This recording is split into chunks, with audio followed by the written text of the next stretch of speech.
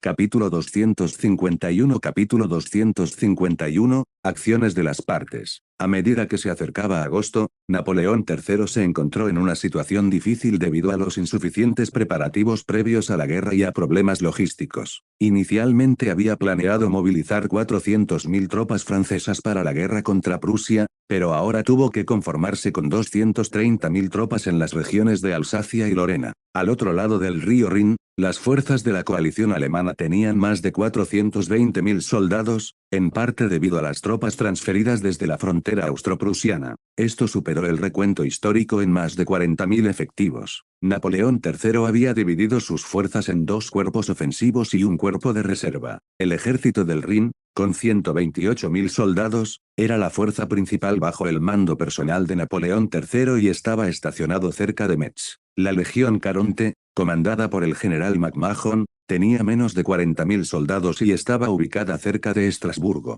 El cuerpo de reserva permaneció en su lugar. El objetivo del ejército francés era capturar Frankfurt, que se encontraba a más de 200 kilómetros al noreste de Metz. Al tomar Frankfurt, pretendían separar el norte y el sur de Alemania, obligar a los estados del sur de Alemania a la neutralidad y debilitar a Prusia. El mariscal Bazaine expresó su preocupación por enfrentarse a casi el doble de tropas enemigas, pero Napoleón III se mantuvo decidido y destacó la valentía y la fuerza de los soldados franceses. Mientras tanto, en el campo prusiano, el mariscal de campo Moltke discutía el plan ofensivo francés con los generales prusianos. Moltke creía que el objetivo de Francia era cortar la conexión entre Prusia y la región del sur de Alemania ocupando Frankfurt. Aconsejó evitar el combate directo con el ejército francés y retirarse a posiciones favorables para drenar la moral de las fuerzas francesas. En África Oriental, la guerra de conquista avanzaba lentamente debido a desafíos logísticos. La región recién ocupada de Zambia carecía de producción de alimentos, por lo que hubo que enviar suministros desde la retaguardia. A pesar del lento avance, la campaña se mantuvo estable. En Roma, el enviado austrohúngaro discutió con las autoridades locales la retirada francesa de Roma.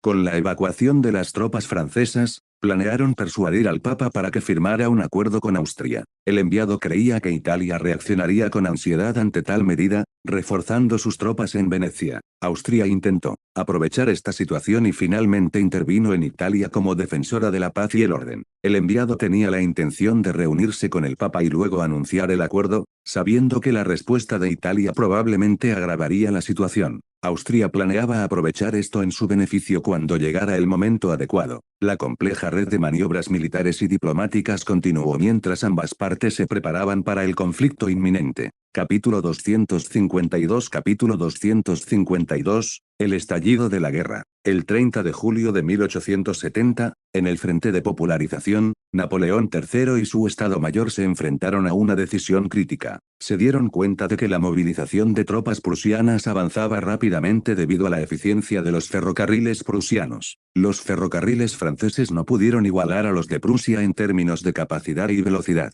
Esta comprensión generó un sentimiento de urgencia entre los líderes militares franceses. Se aconsejó a Napoleón III que lanzara un ataque contra Prusia inmediatamente para interrumpir su movilización bélica. Creían que tomar la iniciativa era la única manera de atraer a Austria, Italia y Dinamarca para que se unieran al bando francés. El ministro de Asuntos Exteriores, Duc Gramont, destacó la importancia de una acción proactiva. Napoleón III tomó la decisión de ordenar a todas las tropas francesas que lanzaran un ataque al territorio prusiano. En un suburbio de Saarbrücken-West, las tropas francesas se encontraron con las fuerzas prusianas. A pesar de ser superados en número, los soldados franceses demostraron su experiencia y eficacia en combate. El teniente Camuel Larau dirigió su pelotón en un enfrentamiento exitoso contra una compañía prusiana. Utilizaron sus rifles Chasseport y tácticas superiores para repeler el ataque prusiano. Este choque inicial marcó el estallido de la guerra, con el sonido de los disparos resonando por toda la región.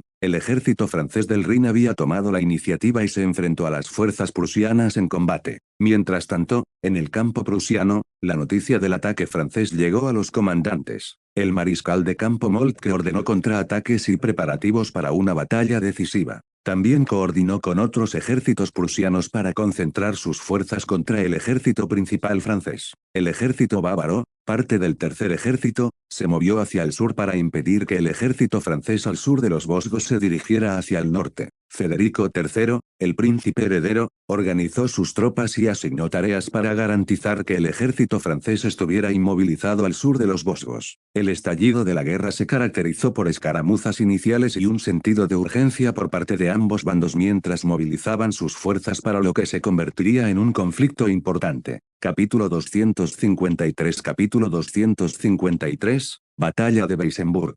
El 2 de agosto de 1870, 6 divisiones del segundo ejército de Frossard y del tercer ejército de Basin entraron en Saarbrücken. La mayor parte del ejército prusiano se había retirado de la zona, lo que resultó en una resistencia limitada, y ambos bandos sufrieron bajas relativamente bajas. Napoleón III llegó personalmente a Saarbrücken y aceptó las felicitaciones de las tropas. Los medios franceses celebraron la victoria y la noticia estuvo acompañada de entusiastas ilustraciones. Sin embargo, después de la toma de Saarbrücken, hubo desacuerdos dentro del ejército francés sobre el próximo curso de acción. Basin quería continuar la ofensiva para destruir el ejército prusiano de 40.000 hombres reunido cerca de Saarbrücken, pero Napoleón III no estuvo de acuerdo. La noticia y la presencia de la caballería prusiana pusieron nerviosos a los comandantes franceses. Leboeuf sugirió una retirada del territorio prusiano y despliegues defensivos a lo largo de la frontera. Esta decisión provocó una retirada de las fuerzas francesas de varias posiciones, y el cuarto ejército regresó para defender el paso del Valle del Mosela. El ejército francés adoptó una postura defensiva y este cambio de estrategia frustró el entusiasmo inicial de las tropas francesas. Las fuerzas alemanas, lideradas por Moltke, respondieron lanzando un contraataque. El 4 de agosto se ordenó al tercer ejército tomar Weissenburg. La batalla de Weissenburg comenzó repentinamente, tomando por sorpresa al ejército francés. El general Abel Douai comandaba la defensa francesa, pero debido a la falta de reconocimiento y de respuesta rápida, las tropas prusianas y bávaras atacaron sin previo aviso. Los soldados franceses, a pesar de su desventaja numérica, utilizaron eficazmente sus rifles y ametralladoras Chassepot para crear una densa red de fuego. La artillería y la mosquetería francesas infligieron graves daños a las fuerzas bávaras atacantes. La infantería prusiana y bávara, escondida a cubierto, entabló un tiroteo con el ejército francés, pero enfrentaron dificultades debido a la precisión y velocidad de los rifles Chassepot franceses. Sin embargo, los ejércitos prusiano y bávaro tenían la ventaja de contar con nuevos cañones Krupp, que resultaron eficaces contra los franceses. La batalla resultó en una victoria para las fuerzas alemanas, pero los franceses demostraron su efectividad en el combate, especialmente contra los bávaros, a pesar de ser superados en número. Las bajas francesas superaron a las de los alemanes, pero opusieron una resistencia decidida ante las abrumadoras dificultades. La batalla de Weissenburg destacó los feroces enfrentamientos iniciales de la guerra franco-prusiana y la eficacia de los rifles Chassepot utilizados por la infantería francesa.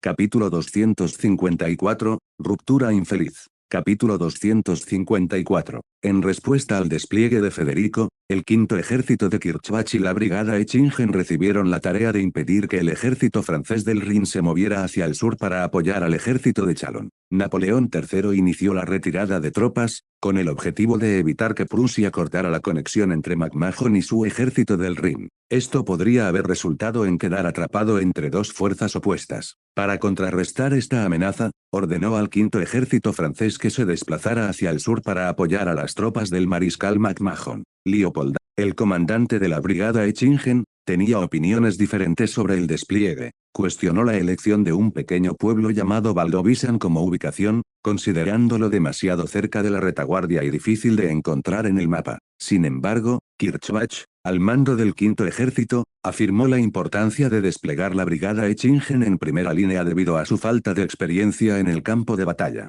A pesar de sus diferencias, Leopoldo insistió en el despliegue en Valdovisan, destacando las capacidades de la brigada Echingen y subrayando que seguía las órdenes del príncipe heredero Guillermo y del Estado Mayor. Kirchbach, aunque reconoció el poder de combate de la brigada Echingen, expresó confianza en la fuerza del quinto ejército, sus numerosos soldados de otros estados de la Federación de Alemania del Norte y el liderazgo de los veteranos prusianos. Creía que crecerían rápidamente ante la guerra. Leopold abandonó la discusión con una decisión firme y Kirchbach reconoció su autoridad mientras elaboraba planes de contingencia para apoyar a la brigada Echingen si fuera necesario. Más tarde, Leopold reflexionó sobre la situación y reconoció reconoció la importancia de demostrar las capacidades de la brigada Echingen en el campo de batalla, a pesar de su falta de experiencia previa en combate. Vio su potencial como fuerza de infantería ligera moderna y eficaz y estaba decidido a demostrar su valía en la batalla. La tensión entre Leopold y Kirchwach reflejó los desafíos de coordinación y estrategia dentro de las fuerzas prusianas durante la guerra franco-prusiana. Capítulo 255 Capítulo 255, 55. Los soldados de la brigada Echingen trabajaban incansablemente para construir fortificaciones alrededor de la ciudad de David Wright. Usaron palas militares para crear trincheras, alambre de púas y defensas con sacos de arena. David Wright estaba ahora rodeado y fortificado, casi pareciéndose a un erizo. La brigada Echingen, con su formación académica, adoptó un enfoque meticuloso y riguroso en la construcción de estas fortificaciones, impresionando a Robert, el comandante de las fuerzas prusianas vecinas. Robert no pudo evitar comentar sobre la minuciosidad de su trabajo y cómo la brigada Echingen parecía estar haciendo todo lo posible para fortificar la ciudad. Sin embargo, el segundo de Robert le recordó que, como atacantes, las fuerzas prusianas no deberían dar la misma prioridad a las fortificaciones. Sostuvo que las fuerzas prusianas, al ser superiores en número, probablemente tomarían la iniciativa de atacar en lugar de defender pasivamente. Mientras tanto, Leopoldo, el comandante de la brigada de Echingen, también estaba desconcertado por las extensas fortificaciones. Interrogó a Heinrich, uno de sus oficiales, sobre la necesidad de defensas tan elaboradas. Heinrich explicó que su enfoque se basó en su formación y experiencia en la Academia Militar de Echingen. Destacó la importancia de minimizar las bajas y salvaguardar las vidas de los soldados mediante la construcción de fortificaciones efectivas. Leopold reconoció el razonamiento detrás de este enfoque. Si bien tanto Leopold como Robert tenían sus reservas, reconocieron la importancia de adaptarse a las condiciones cambiantes del campo de batalla y hacer el mejor uso de sus respectivas fuerzas. El capítulo también presentó al quinto ejército francés al mando del general Defey, que tenía la tarea de enfrentarse al quinto ejército prusiano, comandado por Kirchwach, en la próxima batalla. El general Defey analizó su estrategia para contrarrestar las fuerzas prusianas y enfatizó la necesidad de superar al enemigo en lugar de lanzar un asalto frontal. El quinto ejército francés se embarcó en un ataque sorpresa al amparo de la oscuridad, apuntando a Stanley, que estaba defendido por el quinto ejército prusiano. Este ataque sirvió como una finta para atraer a las fuerzas prusianas a Stanley, mientras que la principal fuerza francesa, junto con la quinta brigada de caballería, se dirigía a Saverna. Saverna se convertiría en un punto focal en la próxima batalla entre los dos quintos ejércitos. Capítulo 256 Capítulo 256, recepción de refugiados italianos. Ernst estaba ocupado en su estudio con documentos relacionados con África Oriental cuando entró Tom con dos telegramas. Los telegramas procedían de las sucursales de Echingen en Hamburgo y Trieste e informaban que la flota oceánica de Echingen había preparado 64 barcos para apoyar la inmigración italiana a gran escala o los refugiados de guerra. Sin embargo,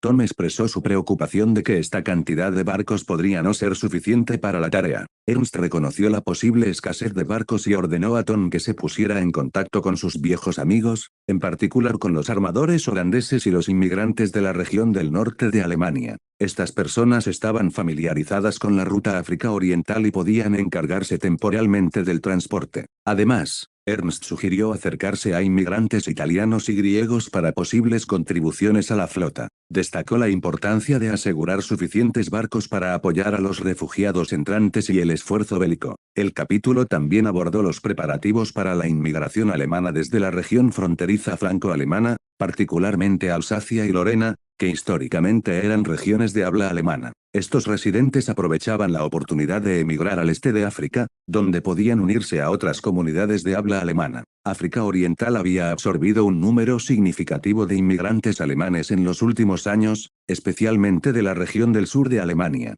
Los atributos culturales de África Oriental estaban ahora más alineados con los de Alemania del Sur y Austria. Ernst también habló de la colaboración con el Imperio Austrohúngaro en el apoyo al Estado Pontificio. Supo por Franz que el Imperio Austrohúngaro había utilizado barcos mercantes italianos para contrabandear armas a Roma, y este conocimiento había influido en el enfoque de Ernst respecto de la inmigración y los envíos de armas a África Oriental. Apreció la franqueza de Franz al compartir esta información. Ernst estaba dispuesto a dispersar a los inmigrantes italianos en varias provincias de Zambia, ocupando tierras que necesitaban cultivo. Los inmigrantes italianos se unirían a la diversa población de inmigrantes del lejano oriente y de inmigrantes alemanes, y recibirían orientación de los colonos existentes sobre cómo adaptarse a la agricultura de África Oriental. Además, Ernst mencionó que Marsella estaría relativamente libre de su participación directa. Ellos se encargarían del ingreso de materias primas y la producción de productos básicos, mientras que la familia Medina y otras fuerzas amigas se encargarían del resto.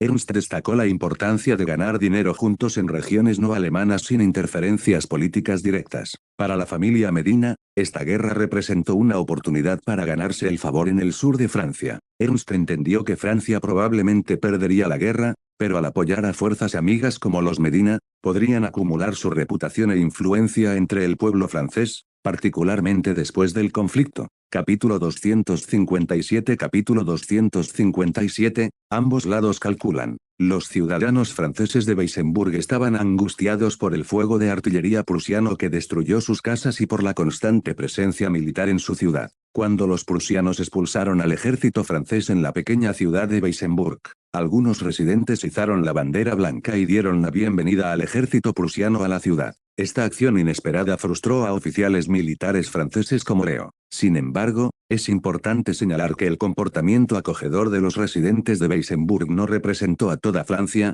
ya que Alsacia y Lorena tenían vínculos históricos con Alemania. A pesar de este suceso inusual, el ejército francés dentro de la ciudad luchó ferozmente contra las fuerzas invasoras alemanas, que incluían brigadas bávaras, prusianas y polacas. Los soldados franceses mostraron su valentía, pero su desventaja numérica, combinada con la avanzada artillería Krupp de los alemanes, llevó a su eventual derrota. La 54ª Brigada Francesa, estacionada al oeste de David Wright, recibió información sobre la Brigada Echingen desplegada en David Wright.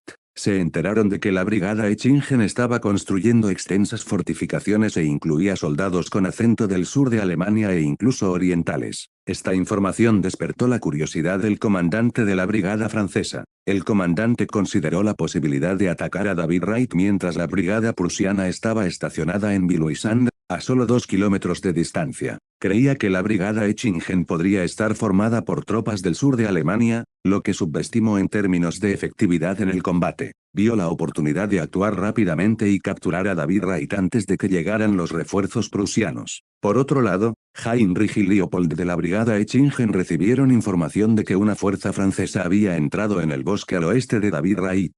Creían que los franceses planeaban atacar Savernero o venían directamente hacia ellos. Heinrich propuso lanzar un ataque sorpresa contra los franceses mientras probablemente estuvieran fatigados y somnolientos. Leopold estuvo de acuerdo con el plan y decidieron prepararse y atacar alrededor de la medianoche, cuando los franceses estarían menos alerta.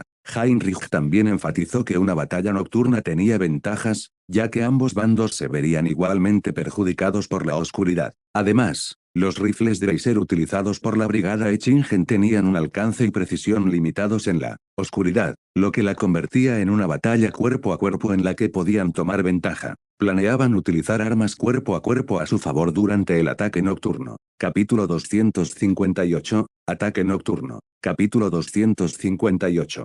Heinrich y Leopold convencieron con éxito a los oficiales de la brigada Echingen para que lanzaran un ataque nocturno sorpresa contra las fuerzas francesas en los suburbios de David Wright. Los comandantes discutieron y refinaron el plan de batalla, abordando las preocupaciones y asegurándose de que todos estuvieran preparados para el ataque. Con el plan en marcha, comenzaron los preparativos para el ataque. El equipo de cocina trabajó horas extras para ofrecer a los soldados una comida abundante antes de la operación. Los oficiales distribuyeron cigarrillos y cerveza a sus tropas para levantar la moral. Cuando el reloj dio la medianoche, los soldados abandonaron silenciosamente sus fortificaciones, uno por uno, abriéndose camino a través de campos de trigo y acercándose al borde del bosque donde se encontraban las posiciones francesas. Sus movimientos fueron cautelosos y recibieron instrucciones de permanecer agachados y sigilosos a medida que se acercaban al enemigo. Cuando llegaron a sus posiciones, Heinrich observó el campamento francés. Los franceses no habían cavado trincheras y parecían desorganizados, lo que indicaba que habían llegado apresuradamente.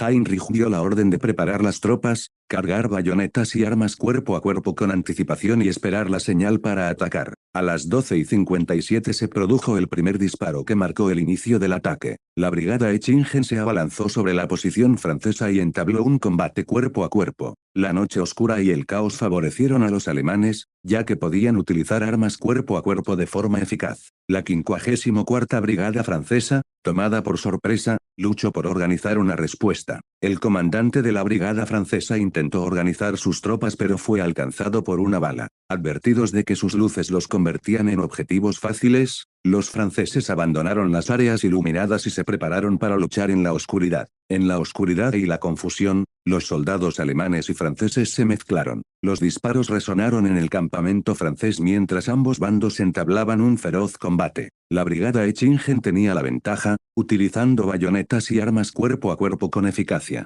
Los soldados franceses, desorientados y superados en número, comenzaron a rendirse o huir. El caos y la oscuridad desintegraron aún más la voluntad de lucha de la brigada francesa. El ruido de la batalla atrajo a la cercana tercera brigada del Quinto Ejército, dirigida por Robert, quien acudió rápidamente al lugar después de su enfrentamiento con la 54ª Brigada Francesa. Cuando concluyó la batalla, la brigada Echingen comenzó a limpiar el campo de batalla. Aunque las cifras exactas de bajas no estaban claras, los franceses habían sufrido grandes pérdidas y algunos habían huido al bosque, donde probablemente quedarían desorientados y no podrían reagruparse. Capítulo 259 Italia, es mi turno de jugar esta vez. La mañana después de la batalla en Echingen, se contaron las bajas. La brigada Echingen sufrió 256 bajas, 78 soldados muertos y 3 desaparecidos. La 54ª Brigada Francesa había sufrido grandes pérdidas, capturando a 2.324 soldados y perdiendo 687 en batalla. Más de 100 soldados franceses,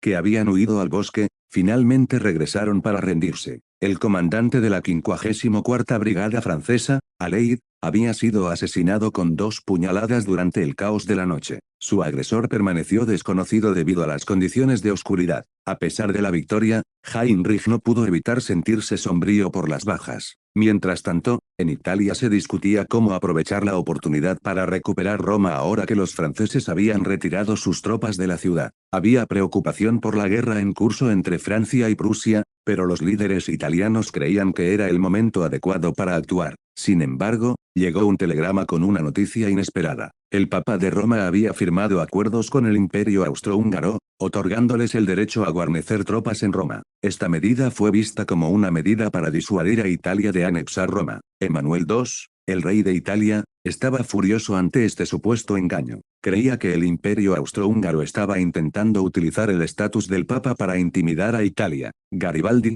una figura clave en la unificación italiana, argumentó que Italia debe aprovechar este momento para unificar el país. A pesar de algunas dudas iniciales, Emmanuel II se convenció. Decidió que Italia debería marchar hacia Roma para recuperar la ciudad. Para evitar que el Imperio Austrohúngaro interfiriera, se estacionarían tropas adicionales en Venecia, mientras que las fuerzas de élite de Italia se desplegarían para proteger contra una posible participación de Austria. El plan era que Garibaldi y las tropas italianas conquistaran Roma juntos. Capítulo 260 Conjeturas en direcciones opuestas. Mientras el gobierno italiano discutía sus planes de unificación, el Papa Pío IX de Roma estaba lleno de preocupación. Había aceptado la promesa de protección de Austria-Hungría, pero no podía evitar preguntarse dónde estaban las tropas de Austria cuando Italia estaba a las puertas. El mar Adriático separaba al Estado Pontificio de Italia, y la armada austrohúngara, aunque no era débil, no podía enfrentarse directamente al ejército italiano en tierra. Italia se había enfrentado a la humillación en la batalla de Lissa y su armada estaba relativamente débil durante este periodo. El Papa estaba rodeado por territorio italiano y cualquier intento de resistir la anexión italiana parecía inútil, considerando la fuerza del reino italiano. Incluso el propio ejército del Papa, conocido como la Legión Zouave, estaba formado por diversas nacionalidades y no era capaz de defenderse de Italia. En el pasado, se habían estacionado tropas francesas para apoyar al Papa, pero su retirada provocó una reacción en cadena, con la dimisión de algunos de los soldados del Papa. Sin los franceses, se mostraban reacios a enfrentarse directamente al ejército italiano. Pío IX, cada vez más incómodo, buscó la guía de Freud, el enviado especial austrohúngaro. Había aceptado apresuradamente ciertas condiciones, pero ahora comenzaba a dudar de que Austria-Hungría pudiera realmente proteger el Estado pontificio. Freud, sin embargo, había estado esperando este momento. Aseguró al Papa que la conspiración del Reino de Italia no tendría éxito y que Austria-Hungría tenía un plan en marcha. Pío IX, ansioso y desesperado, se aferró a este salvavidas. Cuando Pío IX preguntó sobre el plan de Austria-Hungría para contrarrestar a Italia, Freud respondió vagamente, afirmando que la conspiración de Italia fracasaría. Sin embargo, Pío IX insistió en saber más. Preguntó sobre Venecia y Lombardía, sospechando que el plan de Austria-Hungría podría girar en torno a las regiones orientales. Pero Pío IX también sabía que tal plan probablemente resultaría en el sometimiento del Estado pontificio, y su propia seguridad era incierta. Freud aseguró al Papa que no debía preocuparse. Insinuó que el Imperio austrohúngaro había previsto los acontecimientos de la guerra franco-prusiana y ya tenía un plan para garantizar la seguridad del Papa. Pío IX, al darse cuenta de que el Imperio austrohúngaro estaba siguiendo de cerca la situación de Roma, comenzó a pensar con mayor claridad en las intenciones de Austria-Hungría. Quizás tenían la intención de incitar a los oponentes de Italia, como el Reino de las Dos Sicilias, a rebelarse después de que Austria-Hungría declarara la guerra a Italia, desmembrando así el Reino de Italia. La comprensión de Pío IX de los planes de Austria-Hungría le produjo una sensación de alivio, ya que creía que Italia se vería en apuros para afrontar una estrategia tan bien pensada. Pensó que Italia primero tendría que derrotar al ejército de Austria-Hungría antes de preocuparse por contrarrestar las fuerzas que se oponían a su unificación. En realidad, Pío IX había malinterpretado las verdaderas intenciones de Austria-Hungría, y su percepción de un espía austrohúngaro no era otra que Ernst, que no era más que un agente perturbador en el proceso de unificación de Italia. Capítulo 261, Amenaza. Capítulo 261. Mientras el Reino de Italia se preparaba para la acción, analizaron su situación y reconocieron que la principal amenaza que enfrentaban era el Imperio austrohúngaro. El gobierno italiano entendió que la intervención del Imperio austrohúngaro era una señal de la desesperación y la falta de opciones de Pío IX. Se dieron cuenta de que si el Papa quería sobrevivir, necesitaba un protectorado de reemplazo, y el Imperio austrohúngaro parecía el candidato más adecuado. Esta evaluación era en parte correcta, pero pasaba por alto la verdadera naturaleza de la participación de Austria-Hungría en Italia. Sin embargo, Italia tenía una ventaja en lo que respecta a la recopilación de inteligencia en el Estado pontificio. Dado que el dominio del Papa era un Estado religioso, no podía impedir el movimiento de creyentes ni el comercio. Los espías e informantes italianos se infiltraron fácilmente en el territorio del Papa y recopilaron información valiosa. De vuelta en Roma, el Papa Pío IX pensó que conocía bien el plan de Austria-Hungría, lo que le llevó a reírse a carcajadas delante de Freud. Pío IX creía que Austria-Hungría tenía la intención de incitar a la oposición a la unificación italiana, lo que eventualmente conduciría a la desintegración del Reino de Italia. Freud, el enviado austrohúngaro, no estaba demasiado preocupado por las ideas de Pío IX. Aconsejó al Papa que no compartiera esta información y que se concentrara en fortalecer el ejército del Estado pontificio. Después de 2 días de discusión, el Reino de Italia llegó a un consenso: no podían demorar más la acción contra el Papa. La intervención del Imperio austrohúngaro fue vista como una señal de la desesperación y la incapacidad de Pío IX para resistir los esfuerzos de unificación de Italia. El gobierno italiano comprendió la amenaza potencial que planteaba el Imperio austrohúngaro, ya fuera mediante una invasión terrestre de Venecia y Lombardía o un asalto naval a lo largo de la costa oriental. Decidieron transferir su armada occidental al este para contrarrestar cualquier amenaza naval de Austria-Hungría. El general Raffaele Cadorna enfatizó la necesidad de una fuerte presencia defensiva en Venecia y Lombardía, sugiriendo una fuerza de 150.000 soldados. También mencionó la importancia de prevenir la resistencia local y la necesidad de vigilancia. Para el asalto al Estado pontificio, el gobierno italiano planeaba aportar 25.000 soldados, y los 5.000 restantes provendrían del ejército de voluntarios de Garibaldi. Sin embargo, expresaron preocupación por el liderazgo y la inestabilidad de Garibaldi. El Reino de Italia comenzó sus preparativos y el ejército avanzó silenciosamente hacia Venecia y Lombardía. El Imperio austrohúngaro fingió no darse cuenta,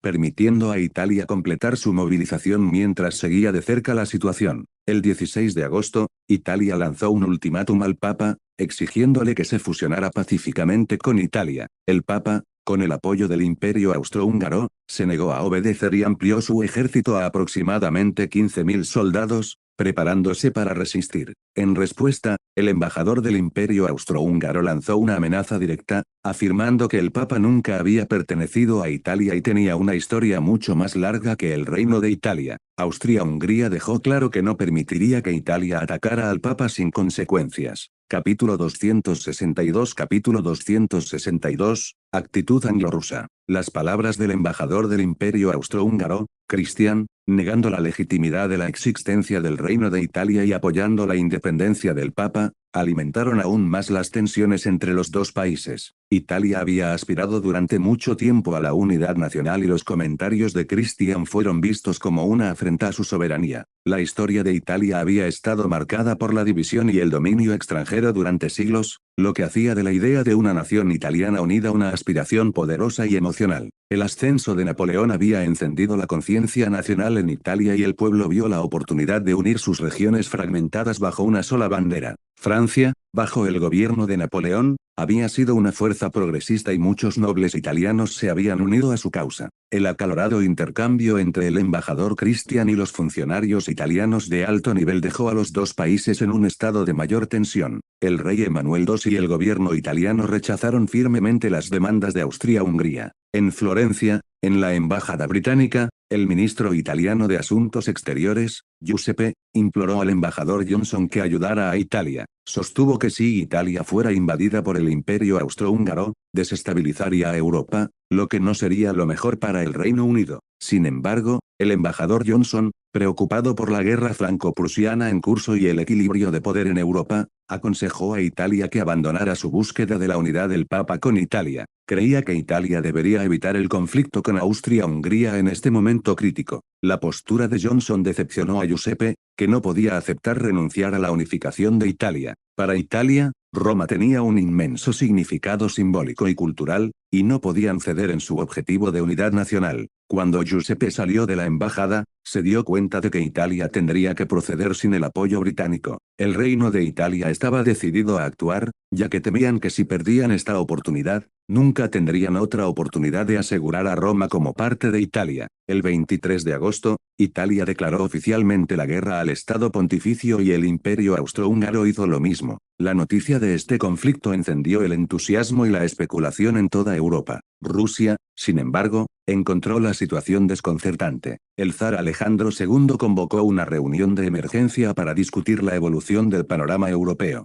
Estaba desconcertado por la repentina declaración de guerra de Austria-Hungría a Italia, considerando que Austria-Hungría se había centrado en protegerse contra Rusia y Prusia en el este. El ministro de Asuntos Exteriores ruso explicó que el motivo principal de Austria-Hungría era impedir la unificación completa de Italia, que se consideraba una amenaza importante para su seguridad. El ministro de Guerra añadió que no había habido ningún movimiento significativo de tropas a lo largo de la frontera austrohúngara, lo que indicaba que Austria-Hungría podría creer que no necesitaba sus fuerzas principales para tratar con Italia. El zar Alejandro II expresó su pesar por la situación. Rusia estaba interesada en mantener un equilibrio de poder en Europa, pero no podía interferir en la guerra entre Italia y Austria-Hungría. El enfoque principal de Rusia fue abordar los problemas en sus territorios orientales y consolidar su poder allí. Al final, tanto Rusia como el Reino Unido optaron por permanecer neutrales en el conflicto entre Italia y Austria-Hungría, dejando que las dos naciones se enfrentaran entre sí. El equilibrio de poder en Europa siguió cambiando a medida que estas tensiones hervían a fuego lento en el continente. Capítulo 263 Capítulo 263, lanzar una red larga para capturar un gran premio. La declaración de guerra del Imperio Austrohúngaro contra Italia trajo noticias no deseadas a los esfuerzos bélicos de Napoleón III. En tono cansado, Napoleón III se dirigió a sus generales franceses y afirmó: ahora es seguro que los austriacos no intervendrán en nuestro conflicto con Prusia, lo que significa que tendremos que enfrentarnos a aún más tropas prusianas. Esta noticia pesó mucho sobre el ejército francés. Antes de la guerra, Francia había tenido una visión bastante desdeñosa de Prusia. Sin embargo, a medida que se desarrolló el conflicto, Francia se vio atrapada en las implacables tácticas de masas empleadas por los prusianos. Francia estaba en desventaja en la actual situación de batalla. El ejército del Rin permaneció a la defensiva, mientras que las tropas de McMahon en el sur se enfrentaban a una desventaja significativa, con el riesgo inminente de colapso. El quinto ejército enviado para brindar apoyo no había logrado ningún éxito notable. El quinto ejército prusiano infligió pérdidas sustanciales y, debido a la presencia de la brigada Echingen que apoyaba a Saverna y la tercera brigada dirigida por Robert, los dos bandos se encontraron estancados en el área de Saverner. El campo de batalla parecía inflexible y las esperanzas de Napoleón III de recibir ayuda del Imperio Austrohúngaro crecían día a día. Esto fue una consecuencia de la guerra franco-prusiana en curso. Algunas personas en Austria albergaban rencores contra Prusia. Si el Imperio austríaco todavía existiera, podría haber existido una posibilidad genuina de que los austriacos atacaran Prusia. Sin embargo, en la línea temporal actual, fue el Imperio austrohúngaro, respaldado por la Rusia zarista, el que apoyó a Prusia. Su Majestad, no podemos confiar en el Imperio austrohúngaro. Estos italianos han actuado imprudentemente, incluso declarando la guerra al Papa contra la fuerte oposición del Imperio austrohúngaro. No deberíamos haber abandonado al Papa, se lamentó una voz. Sin embargo, la historia no puede darse por sentada. Si fuera posible alterar la historia, el principal deseo de Napoleón III ahora sería ayudar al Imperio austríaco durante la guerra prusiano-austro-prusiana. En marcado contraste con el carácter sombrío de Napoleón III, los altos funcionarios prusianos de repente se dieron cuenta del significado y se regocijaron al enterarse de la declaración de guerra entre el Imperio austrohúngaro e Italia. Ahora finalmente hemos desentrañado la movilización militar de larga data del Imperio austrohúngaro. Hace tiempo que tienen sus ojos puestos en Italia. Esta vez, Italia ha caído directamente en la trampa. Lo que le espera a Italia a continuación es incierto, exclamó un funcionario. Esas son excelentes noticias. Ya no necesitamos preocuparnos de que el Imperio austrohúngaro nos traicione. Podemos concentrar todas nuestras fuerzas en enfrentar a los franceses. En cuanto al reino de Italia, su destino tiene pocas consecuencias, declaró otro funcionario. Punto. En la frontera entre Italia y Austria, la línea de defensa del río Isonzo se dividió en dos niveles. El curso inferior del río Isonzo corría de norte a sur y constituía el único terreno defendible de la zona. Por tanto, Italia no tenía intenciones de ceder su posición en la orilla occidental del río Isonzo. Sin embargo, la topografía de la ribera occidental, más baja que la de la ribera oriental, la hacía susceptible al bombardeo de artillería por parte del Imperio austrohúngaro. En consecuencia, Italia estableció una segunda línea de defensa a 20 kilómetros al oeste del río Isonzo. Auge, auge, auge. Se demostró que las especulaciones italianas eran correctas. Al día siguiente del estallido de la guerra, unidades de artillería austriacas posicionadas en Bainsiza Heights y Carso Heights en la orilla este comenzaron a bombardear posiciones italianas en el lado opuesto. En esta coyuntura, el despliegue de Italia priorizó principalmente dos líneas de defensa. Una era una línea de defensa del norte que dependía de la protección de los Alpes. El otro era un arreglo defensivo del sur a lo largo de la orilla occidental del río Isonzo. Italia contaba con aproximadamente 150.000 soldados, mientras que el Imperio austrohúngaro desplegó poco más de 80.000 soldados, incluidos 20.000 del Reino de Hungría. Ambos bandos habían comprometido sus fuerzas principales. Venecia y Lombardía tenían una importancia estratégica innegable para Austria. Sus favorables ubicaciones geográficas y condiciones portuarias, junto con factores económicos e históricos, motivaron al gobierno austriaco a promover activamente esta guerra. Hungría también intentó sacar provecho de esta situación, siempre y cuando Austria no se opusiera a las acciones regionales de Alemania. Italia, la Rusia zarista y Hungría estuvieron a favor de estos acontecimientos. En el terreno elevado de la orilla este del río Isonzo, el archiduque Alberto del Imperio austrohúngaro observó con satisfacción cómo las unidades de artillería de su imperio demostraban su destreza a través de un telescopio. Albrecht, un renombrado general del Imperio austrohúngaro, era hijo del famoso general austrohúngaro Karl de la era napoleónica. Desde 1869, se había desempeñado como director del ejército austrohúngaro, centrándose en el desarrollo industrial y ferroviario. Había establecido un sistema de servicio militar a corto plazo para entrenar más soldados de reserva, reforzando el potencial bélico del imperio. Albrecht también había mejorado el equipamiento de las tropas, impulsado el desarrollo de nuevas armas y mejorado el sistema de personal. La guerra franco-prusiana estalló el 20 de junio de 1870. Para evitar que Alberto buscara venganza, Prusia le había concedido el título de mariscal de Prusia y la Gran Orden de San Jorge. En la línea de tiempo histórica original, Albrecht habría estado en Francia ayudando en el conflicto contra Prusia. Sin embargo, en esta realidad alternativa, el Imperio austrohúngaro ya se había comprometido con su estrategia contra Italia, lo que llevó a Franz a nombrarlo comandante supremo de la guerra contra Italia. Mientras llovían los proyectiles de artillería, la primera línea de defensa italiana se desmoronó rápidamente bajo el fuego austrohúngaro. Italia reconoció que debía abandonar su primera línea de defensa, vulnerable a la artillería austrohúngara. Esta retirada estratégica permitió a Italia ganar tiempo para reforzar y fortificar su segunda línea de defensa. Mariscal, ¿por qué no lanzamos un ataque contra el ejército italiano al amparo de nuestro fuego de artillería? Los italianos actualmente están desmoralizados y vulnerables debido a nuestros bombardeos. Además, hemos establecido instalaciones militares en Tolmino y Gorizia en la ribera occidental del río Isonzo, proporcionando una sólida cabeza de puente para que nuestras tropas crucen el río directamente. Preguntó un general austrohúngaro perplejo. Este no es el momento para una ofensiva, amigo mío. Debemos dejar que los italianos se den cuenta de la gravedad de su situación. Al mismo tiempo, debemos crear la ilusión de que se están movilizando más tropas nuestras hacia el frente oriental, atrayendo a Italia a una trampa. Si bien es posible lanzar una ofensiva ahora y potencialmente derrotar a los italianos rápidamente, debemos evitar infundirles miedo, respondió el archiduque Alberto con un dejo de desdén. La conducta de Albrecht no era de arrogancia sino más bien un reflejo de su destreza militar. Fue celebrado en Europa por liderar a 80.000 soldados austriacos a la victoria contra las fuerzas italianas de 120.000 hombres comandadas por Emanuel II durante el anterior conflicto italo-austriaco. En consecuencia, Albrecht miró a los 150.000 soldados estacionados por el Reino de Italia en el frente oriental con cierto desprecio. Aunque ahora comandaba 80.000 tropas, representaban la Capítulo 264 Escapar a África Oriental. El bullicioso puerto de Venecia estaba lleno de gente, todos esperando ansiosamente su turno.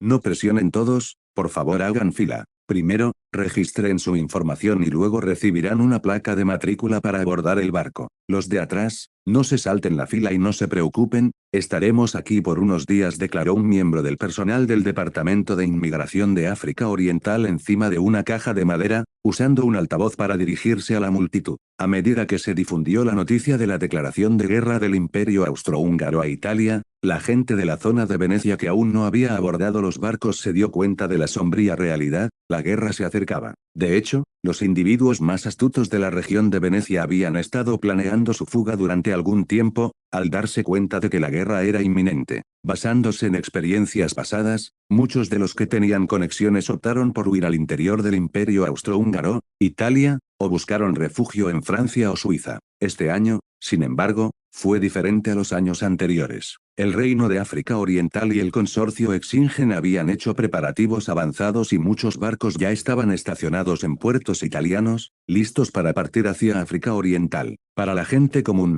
evitar la guerra significaba evitar el desempleo. Para sobrevivir a este periodo tumultuoso, tuvieron que buscar refugio con amigos y familiares o encontrar nuevas oportunidades laborales en lugares pacíficos. Los trabajadores de la región de Venecia eran relativamente afortunados porque poseían habilidades. En una Europa en rápida industrialización, muchos lugares enfrentaban escasez de mano de obra. Los menos afortunados fueron los agricultores, especialmente aquellos que no tenían familiares que los acogieran. No tuvieron más remedio que quedarse atrás y afrontar las consecuencias de la guerra. África Oriental había estado reclutando activamente inmigrantes de Italia durante algún tiempo, con resultados mixtos. Los italianos estaban dispersos por todo el mundo y muchos habían emigrado a América del Norte y del Sur. Sin embargo, ahora que había estallado la guerra, la gente de la zona de Venecia era menos selectiva. Simplemente querían escapar y Exingen tenía la mayor cantidad de barcos de inmigrantes disponibles. ¿Cómo te llamas? ¿De qué parte de Venecia eres? ¿Tienes algún familiar contigo? ¿Tu ocupación anterior y tienes alguna habilidad especial?, preguntó un oficial de inmigración. Señor, mi nombre es Tomás, soy del pueblo de Timoto en el este de Venecia. Estoy aquí con mi esposa y mis 2 hijas. ¿Mi ocupación? Soy granjero y soy bueno pescando. Eso cuenta, respondió Tomás. Por supuesto, respondió el miembro del personal,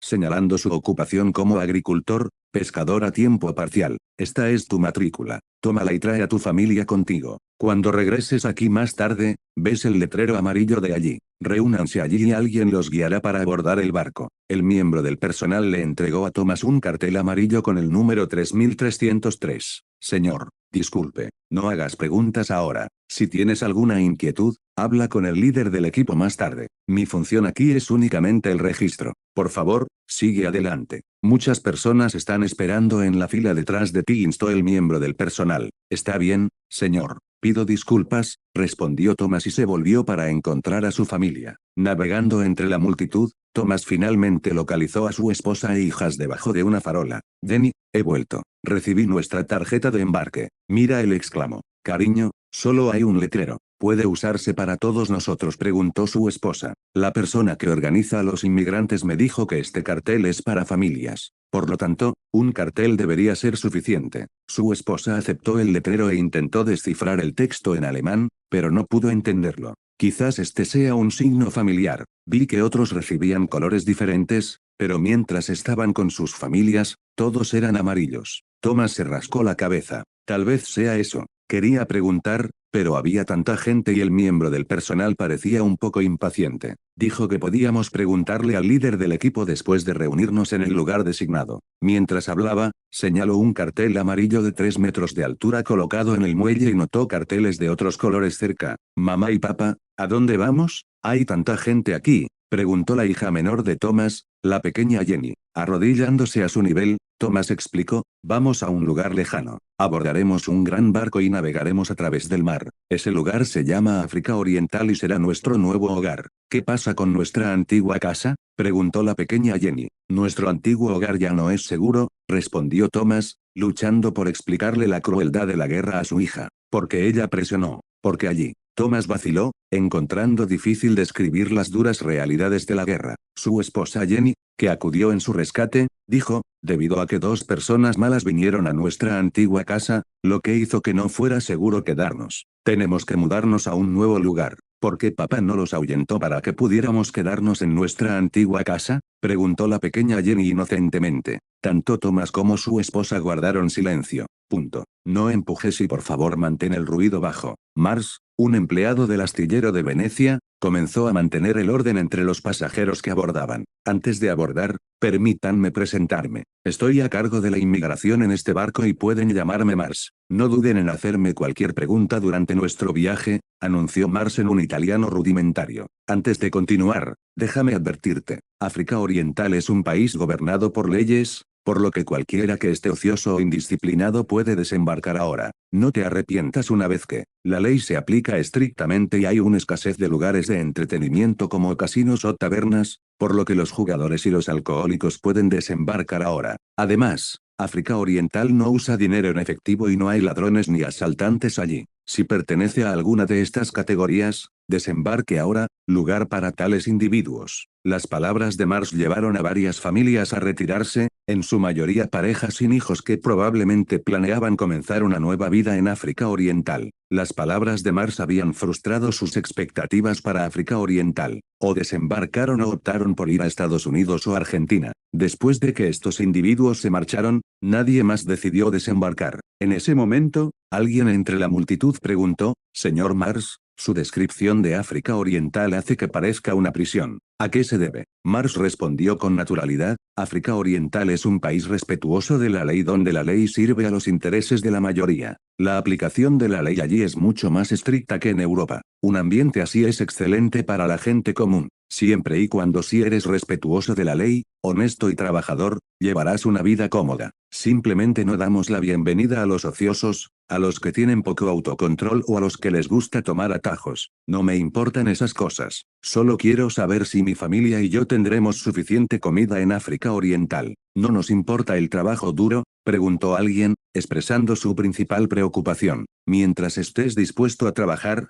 no pasarás hambre donde quiera que vayas. Déjame dejar esto claro, hay escasez de mano de obra en África Oriental, así que no te preocupes por encontrar trabajo. Depende de si quieres trabajar. Estamos dispuestos a aceptarlo, aseguró Mars. Capítulo 265 Preparativos previos a la guerra. Unos días después de que estallara la guerra, el gran duque Alberto no tenía prisa por atacar, pero aún así tenía que hacerlo. En el campo de batalla frontal, Albrecht no tenía la intención de dejar que las tropas se apresuraran directamente, porque él mismo temía que Italia no pudiera resistir una carga, por lo que ordenó al ejército austríaco fuera de la línea de defensa alpina que hiciera una finta desde el norte, dando los italianos tuvieron la sensación de que el imperio austrohúngaro planeaba atacar desde el norte, la ilusión de un gran avance. Este truco funciona muy bien. La línea de defensa en el norte es mucho más larga que la línea de defensa en el sur, pero el camino no es fácil de recorrer y el paso de personal y materiales no es fácil. Pero detrás de la línea de defensa norte no solo se encuentra Venecia, sino también Lombardía, mientras que la línea de defensa sur es corta y solo se encuentra en la estrecha llanura al este de Venecia. Albrecht realmente quería tomar a Italia con la guardia baja desde el norte. Entonces, cuando el ejército austríaco hizo algunos movimientos, Italia comenzó a fortalecer sus tropas del norte. La línea de defensa del norte se basaba en los Alpes. De hecho, el fortalecimiento de estos lugares por parte de Italia es también una especie de presión sobre su propia logística. Además, la ventaja de hacer esto es que puede dispersar más a las tropas italianas, por lo que el Reino de Italia debe atraer más tropas de la retaguardia. Puntos suspensivos. A unos 10 kilómetros al suroeste de las afueras de Roma, el Estado Pontificio, aquí estaba estacionado el ejército austrohúngaro. Antonio y otros soldados austrohúngaros se quitan la ropa campesina italiana que llevan casi 2 meses. Para facilitar el entrenamiento de las tropas, antes iban vestidas como granjeros italianos. Aunque este lugar es muy remoto, si alguien con corazón se entera, es muy probable que se filtre la noticia. Recién puesto el uniforme militar traído de contrabando desde el mar, y con el último botón abrochado, Antonio, jefe del tercer regimiento de la cuarta brigada de la segunda división de la Fuerza Expedicionaria Austrohúngara, arregló su uniforme imperial y se quejó ante el comandante de brigada: comandante de brigada, si no vuelvo a usar el uniforme militar, dudo que realmente me haya convertido en un viejo granjero en Italia. Mire el capullo de mi pistola, la mano que sostiene el arma se ha convertido en la mano que sostiene la herramienta agrícola. Jeje, yo, el comandante de brigada, no te acompañaré a trabajar en el campo. ¿De qué hay que hablar? Si dejas que los verdaderos agricultores te vean cuando estás cultivando, probablemente te perseguirán con las plantas de sus pies zapatos. Enojado, un idiota que solo puede usar la fuerza bruta, dijo el comandante de la cuarta brigada a sus subordinados. Está bien que me diga, brigadier, que no está mucho mejor. No puede hacer un buen trabajo cavando la tierra. Los campos de por aquí son los más feos de su tierra. Antonio replicó. No se debe juzgar el cultivo de la tierra en sí, sino ver cuánta fruta se puede cosechar. Aunque no podemos cultivar la tierra, nuestro valor se refleja en el campo de batalla. Si nuestro arduo trabajo en los próximos 2 meses puede ser fructífero o no depende del registro de resultados. Naturalmente, es imposible que la Fuerza Expedicionaria Austrohúngara lleve a cabo un entrenamiento militar serio en Italia. Antes ni siquiera les entregaban armas. Para evitar que estos soldados fueran reclutados, el general Karl realmente los envió junto con los oficiales de la Fuerza Expedicionaria Austrohúngara. La razón principal para apresurarse a trabajar en el campo es evitar la relajación muscular y la holgura mental. En cuanto a las habilidades con la lanza, no te preocupes demasiado. Se trata de buenos soldados seleccionados del ejército austrohúngaro, el grupo con mayor alfabetización militar. Incluso si no se acostumbran a las armas de fuego durante unos meses, no dejarán de estar familiarizadas con ellas. Antonio fingió no escuchar lo que decía el comandante de brigada y murmuró en su boca: no sé si el maíz que sembré con tanta fuerza podrá germinar. No lo pienses, esas semillas son solo para que las muestres. Realmente pensé que si plantas durante 2 días, te convertirás en granjero. Puntos suspensivos. En la actualidad, el número de tropas austrohúngaras aquí ha llegado a más de 10.000, el doble que hace 2 meses. Para esconder tantas tropas en el país del Papa, el imperio austrohúngaro alquiló una gran granja por aquí. En la vida anterior, esta era la ubicación de un polideportivo en las afueras de Roma, pero ahora es una gran playa desierta, por lo que el precio es muy económico. En cuanto al dueño de la finca, era un noble que vivía en Roma. Las condiciones aquí en realidad no son tan malas, hay algunas pendientes, la tierra es mucho más pobre que el área circundante y no pasan grandes ríos, La fuente de agua es relativamente escasa y todavía se pueden cultivar algunos alimentos. Pero la producción es lamentablemente baja, por lo que la mayor parte del tiempo se abandona. Los empresarios austriacos pagaron mucho dinero por alquilar un terreno tan grande y malo, lo que hizo muy feliz al propietario. Alguien usaría dinero para invertir en agricultura aquí. Debió haber perdido la cabeza, pero esto no despertó sus sospechas. Supuso que el empresario austriaco podría haber alquilado este lugar de la nada. También tiene sentido conocer el contexto local. Luego, el propietario de la granja se dio la vuelta y tomó el alquiler de la tierra pagado por el Imperio Austrohúngaro y se fue a la ciudad de Roma. ¿Están todos aquí? El teniente general Karl, el comandante supremo de la Fuerza Expedicionaria Austrohúngara, apareció frente a todos en ese momento. No se había quitado las gafas y sostenía el mapa a la espalda. Informe al comandante, las tropas se han reunido. Muy bien, a continuación les daremos una fuerte puñalada en el corazón de los italianos. Esta vez estamos detrás de la retaguardia enemiga y la situación no está exenta de peligro. No tengáis miedo. Muere por el imperio. No digas palabras tan deprimentes, quiero que todos vivan y también espero que puedan ir conmigo a Florencia para el desfile militar. Jajaja. Las palabras del teniente general Karl hicieron que todos se echaran a reír. Después de que las risas de todos finalmente cesaron, el teniente general Karl inmediatamente cambió de rostro y dijo seriamente con un rostro lleno de experiencia,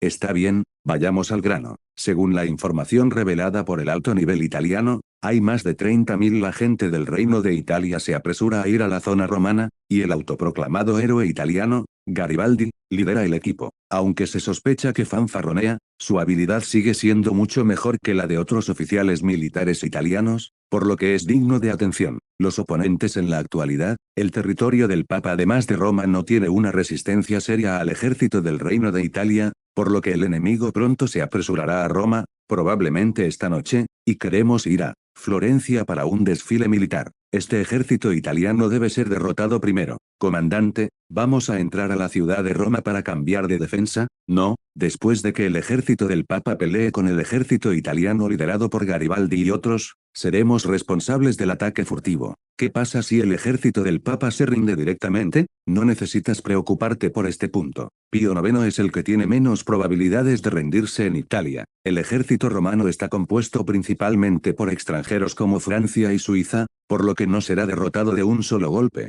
Nuestro pueblo lo hará. Les digo que protejan solo a Pío IX para evitar que se filtren las noticias anteriores a la guerra. Levantando la mano izquierda y mirando la hora en su reloj, el teniente general Karl dijo, es casi la tarde, que el equipo de cocina comience a cocinar, saque los mejores suministros que tenemos almacenados y comience a cocinar carne hoy. Es una buena noche comer comida italiana. A la gente le pilla con la guardia baja. Sí, comandante. Los subordinados estuvieron felizmente de acuerdo. Capítulo 266. Capítulo 266, la segunda restauración de Roma. Mientras la fuerza expedicionaria austrohúngara se preparaba diligentemente para la guerra, el ejército de la coalición de liberación romana, compuesto por el ejército del Reino de Italia y el ejército de voluntarios Garibaldi, avanzaba hacia la ciudad de Roma. En ese momento, estaban a apenas 20 kilómetros de su destino. No ha habido resistencia en el camino. Parece que el pueblo italiano y los soldados en el territorio del Papa también apoyan nuestras acciones. Con su respaldo, este viaje a Roma debería resolver fácilmente nuestro último obstáculo, comentó con optimismo el general Cardona del Reino de Italia.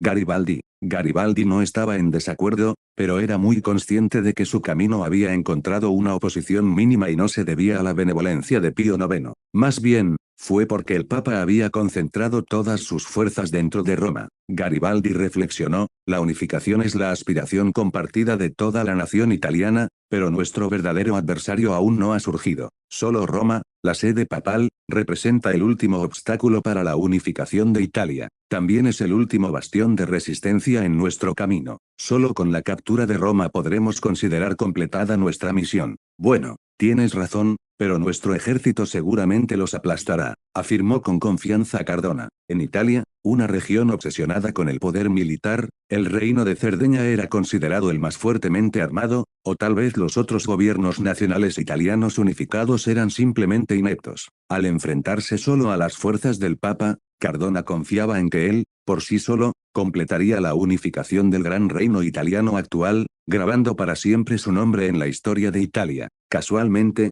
cuando Garibaldi y Cardona llegaron a Roma el 30 de agosto, Napoleón III también se había retirado a la región de Sedan. En la guerra anterior, la brigada Echingen ya había sufrido pérdidas importantes antes de su llegada, con casi una quinta parte de sus tropas heridas. Después de asestar el golpe decisivo a Francia, Ernst había planeado retirarlos, dejando las tareas restantes a Prusia. En el corazón de Roma, Pío IX se impacientaba cada vez más. Caminó de un lado a otro por su palacio, habiendo recibido la noticia de que el ejército italiano se estaba acercando a la ciudad. Como había anticipado días antes, las llamas de la guerra encendidas por el Imperio Austrohúngaro habían envuelto a Italia, pero seguían ausentes en Roma. Con la excepción de las fuerzas del Imperio Austrohúngaro en el noreste de Italia, que no estaban haciendo movimientos significativos, el Papa ahora estaba solo en su batalla. ¿Podría ser que hubiera sido engañado por el Imperio Austrohúngaro? Pío IX reflexionó recordando su reciente conversación con Freud. El enviado austrohúngaro nunca había divulgado los planes específicos del imperio. ¿El Imperio Austrohúngaro simplemente pretendía utilizarlos como una distracción? Cuanto más contemplaba Pío IX, más enojado se volvía, junto con su creciente inquietud. El clima abrasador solo exacerbó su inquietud. Ordenó urgentemente a sus subordinados: convoquen rápidamente al enviado especial de Freud del Imperio Austrohúngaro. Poco después, Freud se dirigió al palacio de Pío IX. Al ver a Freud, Pío IX se aferró a este rayo de esperanza. Su excelencia Freud, finalmente está aquí, exclamó mientras agarraba el brazo de Freud. ¿Qué puedo hacer por usted, Su Majestad?, inquirió Freud, observando la evidente ansiedad de Pío IX. ¿Qué está sucediendo? ¿Está fingiendo no saber lo que está pasando? Pío IX sintió que estaban jugando con él. Con un sentimiento de tristeza, imploró: ¿estás negando las buenas obras que ha realizado tu país? ¿Estás incumpliendo tu palabra? La confusión nubló el rostro de Freud. Se preguntó en voz alta. Pío IX continuó su lamento: los países a los que se prometió unirse a nosotros para boicotear el reino de Italia, ¿por qué no han actuado? ¿No nos aseguraste hace días que el Imperio Austrohúngaro se encargaría de todo? Tú nos guiaste a creer que podríamos prepararnos en paz. ¿Es posible que el Imperio Austrohúngaro simplemente nos considerara como peones desechables? ¿No influye la fe? Oh, Freud quedó desconcertado por el arrebato de Pío IX. ¿Por qué Dios había sido arrastrado a esto? ¿Y a qué boicot a Italia por parte de otras naciones se refería Pío IX? Nunca había mencionado nada de esto. Aturdido, Freud preguntó: Santidad, ¿qué está diciendo? ¿Han estado involucrados otros países? ¿Se ha estado comunicando en secreto con otras naciones? ¿Está España detrás de esto? Pío IX estalló en furia. ¿No era el plan del Imperio Austrohúngaro incitar a los nobles de varios países, que eran reacios a ser anexados por el Reino de Italia, a rebelarse contra él? ¿Por qué finges no darte cuenta ahora? Nada de eso es cierto. ¿Quién te dijo esas cosas? ¿Cómo podría yo, el enviado especial del Imperio Austrohúngaro? Capítulo 267. Capítulo 267, respectivos campos de batalla. Mariscal, hemos recibido noticias de Roma. El teniente general Karl ha derrotado al ejército del Reino de Italia que atacaba al Papa y se están preparando para contraatacar a Florencia. Un agente de inteligencia acudió corriendo al cuartel general del Gran Duque Alberto con un telegrama. El Gran Duque Alberto tomó el telegrama, lo leyó rápidamente y confirmó la información. Excelente. Da la orden de cruzar el río y lanzar un ataque a gran escala, dijo con entusiasmo el Gran Duque Albrecht. Ahora le toca a Emanuel II tomar una decisión. Si retira su ejército, reinará el caos en el frente. Si no lo hace, nuestra fuerza expedicionaria puede marchar directamente a Florencia. Jajaja. Albrecht se rió de buena gana. En cuanto al apresurado reclutamiento de personal por parte del Reino de Italia para defender Florencia, era factible, pero la fuerza expedicionaria austrohúngara estaba compuesta por las tropas de élite del imperio, lo mejor de lo mejor. No eran similares a las fuerzas reunidas apresuradamente y organizadas por el Reino de Italia. Semejante chusma no sería rival para ellos. Además, el número de agricultores que el Reino de Italia podría movilizar seguía siendo incierto. Si su número fuera pequeño, tendrían poco impacto en la situación. Durante estos últimos días, Albrecht había estado esperando noticias de Roma. El Imperio Austrohúngaro y el Reino de Italia estaban actualmente enfrentados en tres campos de batalla separados: el frente oriental, Roma y un enfrentamiento naval. El lugar más fácil para abrirse paso era Roma, y al recibir el telegrama de Roma, Albrecht no perdió tiempo en tomar su decisión. Con las órdenes dadas, el ejército austrohúngaro, ansioso por entrar en acción, Avanzó más allá de las posiciones de avanzada en la orilla occidental del río Isonzo. Se dirigieron hacia las arruinadas líneas defensivas a lo largo del río Isonzo en Italia, que habían sido diezmadas por el fuego de artillería.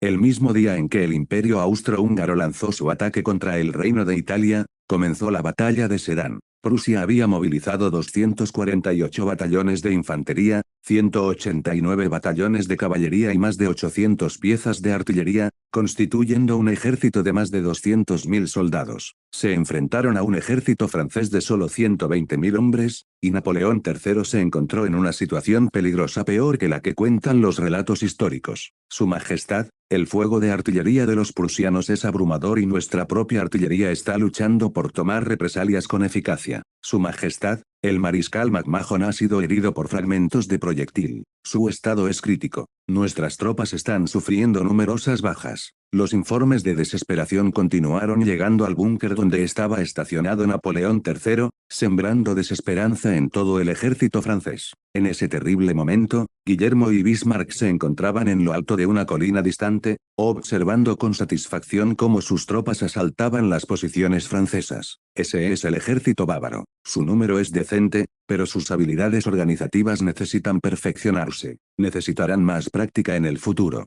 La brigada Echingen actuó admirablemente, llena de energía juvenil. Desafortunadamente, su número es limitado. Baden y Württemberg carecen de capacidades. Es evidente que hace tiempo que no experimentan la guerra y ahora están siendo abrumados. Sin embargo, la capacidad de mando del cuerpo de oficiales sigue siendo encomiable, pero es una lástima que el rango los soldados de fila no podían seguir el ritmo. Nuestro ejército, en general, es capaz. Sin embargo, los franceses están demostrando ser bastante resistentes y han evitado errores tácticos importantes. Sin embargo, solo puede haber un vencedor. William y compartió sus pensamientos sobre las tropas en la distancia. Su Majestad, salvo circunstancias imprevistas, esta vez la victoria del reino está prácticamente asegurada. El último obstáculo a la unificación alemana está a punto de ser eliminado, comentó Bismarck detrás de Guillermo y muy bien. He oído que la brigada Echingen se retirará pronto de la guerra. Sí, Su Majestad. Dado que la brigada Echingen está compuesta por estudiantes, no se pueden reponer fácilmente, a diferencia de otras unidades. Por lo tanto, Su Alteza Real Ernst ha decidido retirar a la brigada Echingen para que descanse después de la batalla de Sedan, explicó Moltke. Eso es aceptable. Está claro que la derrota de Francia es inminente. Otros estados ya están planeando reclamar sus derechos en París. El ejército de seguimiento de Baviera ya ha partido. Es una pena que Echingen se retire en este momento, se lamentó Guillermo, y dadas las prácticas militares de la época, era prácticamente seguro que una calamidad caería sobre el territorio francés. Incluso el propio ejército francés se apresuraba a aprovechar la oportunidad. La búsqueda de riquezas había comprometido la disciplina militar y el emperador Napoleón III fue asediado en Sedan, incapaz de hacer nada. El campo de batalla europeo estaba en llamas, pero África Oriental, que había sido la primera en presenciar el estallido de la guerra, experimentaba un progreso lento. Las largas líneas de suministro de la región y la inadecuada infraestructura de transporte obstaculizaron una mayor expansión. La primera misión que se cumplió fue la realizada por el ejército de la Ruta Sur, compuesto por apenas 1000 soldados. Su destino era el delta del Okavango en Botsuana, cerca de Zambia. La distancia hacia el suroeste, tras cruzar el río Zambeze, era de apenas 100 kilómetros. Botsuana, situada dentro de la cuenca del Kalahari, tenía un clima desértico predominantemente tropical, con un terreno desértico que cubría alrededor del 70% de su superficie terrestre. La región occidental estaba aún más desolada que Somalia. El desierto de Kalahari, un desierto único, estaba repleto de vida vegetal, principalmente suculentas, arbustos y algunos árboles en las zonas este y norte. Si bien la cercana región de los Grandes Lagos tenía su propia importancia ecológica, estaba destinada a ser conquistada por el ejército de la Ruta Sur.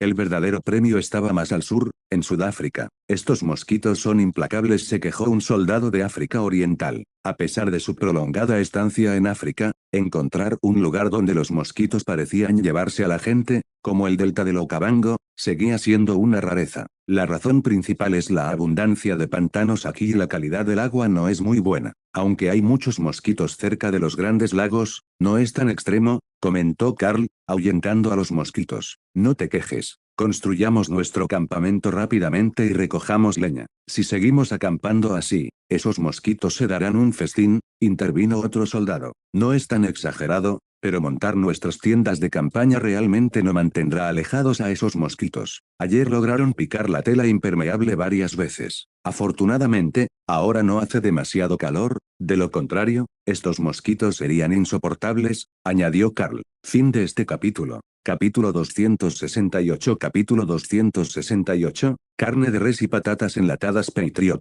El 2 de septiembre, Europa bullía con la noticia de la rendición de Napoleón III. Después de la batalla de Sedan, el ejército francés había sufrido 17.000 bajas, de las cuales 21.000 habían sido hechos prisioneros, mientras que las fuerzas prusianas informaron de 2.300 muertos, 5.000 heridos y 700 capturados o desaparecidos. Los periódicos de varios países se apresuraron a informar sobre este acontecimiento, incluida Viena, donde la gente estaba más interesada en el progreso de las operaciones de su propio ejército en Italia. El gran duque Alberto I dirigía el ejército imperial hacia Venecia, rompiendo rápidamente la segunda línea de defensa de Italia. Esta defensa temporal no era tan robusta como la línea de defensa del río Isonzo debido al terreno más bajo en el lado italiano. A la artillería austrohúngara le resultó más fácil apuntar, pero el comandante italiano no tuvo más remedio que ordenar una retirada a Venecia para resistir. Emanuel II, el rey de Italia, se enfureció al enterarse de que un ejército austrohúngaro había llegado a Roma. Reprendió a sus subordinados, exigiendo saber cómo este ejército había pasado desapercibido. La situación era terrible. El ataque de la coalición a Roma había fracasado y ahora la fuerza expedicionaria austrohúngara se estaba movilizando para organizar tropas para marchar hacia Florencia. Al mismo tiempo, el ejército del Estado papal, bajo el mando del teniente general Karl, estaba lanzando un ataque contra las defensas costeras italianas en la costa este, ayudado por más de 30.000 tropas de desembarco austrohúngaras de Trieste. Emanuel II, en su frustración, preguntó, ¿podemos todavía retirar algunas de las tropas que se encuentran actualmente en camino y redirigirlas a Florencia? ¿Podemos movilizar tropas desde la frontera francesa a tiempo? Sus asesores respondieron, esto es un desafío. La fuerza principal está en Venecia y no podemos desviarlas. Podríamos considerar trasladar tropas desde la frontera francesa, pero no estamos seguros de si sería a tiempo. Emanuel II reflexionó sobre la situación y finalmente tomó una decisión, movilizar las tropas fronterizas que protegen a Francia y reunir rápidamente al menos 50.000 soldados de Florencia y sus alrededores. Debemos mantener al ejército austrohúngaro de Roma fuera de Florencia hasta que lleguen refuerzos. En Marsella, Francia, el conde Medina pronunció un discurso expresando su patriotismo y donó un lote de suministros para apoyar al gobierno a pesar de los recientes reveses de Francia. La multitud aplaudió sus palabras y un periodista capturó discretamente la escena. La foto aparecería en toda Francia, especialmente en el sur. Más tarde, cuando el conde Medina descansaba, funcionarios del ayuntamiento se acercaron a él, agradeciéndole su apoyo pero explicándole los desafíos de distribuir suministros dada la situación actual. El conde Medina ofreció una solución, sugiriendo que los suministros se enviaran directamente a los soldados de primera línea en nombre de los ciudadanos de Marsella y no del gobierno. El conde de Medina, conocido por su carácter patriótico, se había ganado con sus acciones el respeto del gobierno de la ciudad de Marsella. Los suministros que ofreció incluyeron carne de res y papas enlatadas Patriot, productos asociados con su negocio conjunto. Por la noche, Leopold, después de haber completado su misión en Echingen, informó a Ernst. La brigada Echingen había sufrido más de 700 bajas, con 132 muertes en las dos batallas. Ernst decidió traerlos de regreso porque ya habían cumplido su objetivo de entrenamiento y no quería que participaran en una guerra de agresión. Además, Ernst deseaba evitar cualquier influencia negativa en su disciplina. La brigada Echingen ya había obtenido importantes ganancias financieras a través de bonos de guerra, y el consorcio Echingen se aseguró una cuarta parte del mercado de bonos de Londres a bajo precio antes de la guerra. Ernst también ordenó la creación de un espacio abierto cerca del castillo de Hohenzollern para enterrar a los soldados caídos, como gesto de respeto por su sacrificio. Fin de este capítulo. Capítulo 269. Capítulo 269, Gran sitio de Zimbabue. El ejército de la ruta sur de África Oriental se había propuesto conquistar la meseta de Matabele y su llegada supuso una amenaza importante para la población indígena local. Estaban rodeados de colonos europeos, con portugueses en el este, bóers en el sur y tierras áridas en el oeste, incluida la cuenca del Kalahari. La llegada del ejército de la Ruta Sur, con sus más de 20.000 soldados, fue abrumadora para los indígenas de Zimbabue. Un pelotón del ejército de la Ruta Sur estaba estacionado en el sitio de Gran Zimbabue, responsable de establecer una estación de transferencia de material para logística. Se maravillaron ante las estructuras de piedra y se preguntaron por qué la población local había abandonado este lugar. Karl Moer, un geógrafo alemán, llegó inesperadamente al lugar. Explicó que estaba allí para estudiar la cultura indígena y que estaba acompañado por un sirviente local. El líder del pelotón, de Mier, inicialmente tenía su arma lista, pero luego se relajó al enterarse de que Moer también era alemán. Moer y de Mier intercambiaron información sobre sus orígenes y hablaron sobre el reino de África Oriental. Moer, que había estado en África durante algunos años, no había oído hablar del recién establecido reino de África Oriental y se sorprendió al saberlo. De Mier explicó que el reino de África Oriental fue establecido por la familia Hohenzollern de Exingen, un estado del sur de Alemania. Moer sentía curiosidad por conocer los motivos de su creación. Mientras continuaban su conversación, Moer compartió sus ideas sobre las ruinas del Gran Zimbabue. Creía que los edificios de piedra tenían un estilo europeo y podrían haber sido influenciados por Europa. De Mier, sin embargo, no estuvo de acuerdo y atribuyó las ruinas a nativos africanos o, como mucho, a árabes. Moer argumentó que la escala y la artesanía de las ruinas superaban las capacidades de los indígenas africanos y que los nativos de los alrededores carecían de las habilidades necesarias para dicha construcción. Creía que era poco probable que estos edificios hubieran sido completados solo por los nativos. Su discusión continuó, ahondando en el misterio del sitio del Gran Zimbabue y sus constructores.